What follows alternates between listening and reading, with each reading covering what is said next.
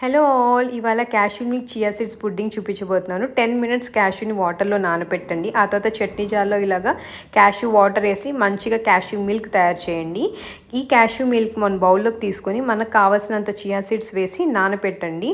ఇది నేను over night chia చేస్తున్నానండి, అంటే రాత్రి కలిపి ఫ్రిడ్జ్లో పెట్టి మార్నింగ్ లేసి బ్రేక్ఫాస్ట్లోకి తింటానమాట. క్యాష్యూ మిల్క్తో ఎందుకు చేస్తున్నానంటే చాలామందికి పాలు పడవు, అందుకోసం. మార్నింగ్ ఫ్రిడ్జ్లో నుంచి తీసేస్తే చూడండి చియా సీడ్స్ క్యాష్యూ మిల్క్లో మంచిగా సోక్ అయ్యాయి.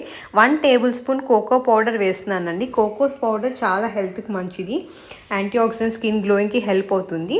సో ఇప్పుడు కోకో పౌడర్ అంతా మిక్స్ చేసిన తర్వాత ఒక లేయర్ ఆఫ్ బనానాస్, ఆ తర్వాత మళ్ళీ మనం కలుపుకున్న చియా సీడ్స్ పుడ్డింగ్, మళ్ళీ ఇంకో లేయర్ ఆఫ్ బనానా, మళ్ళీ అలా చియా సీడ్స్ పుడ్డింగ్, అలా లేయర్స్ వైజ్గా మొత్తం వేసుకున్నానండి.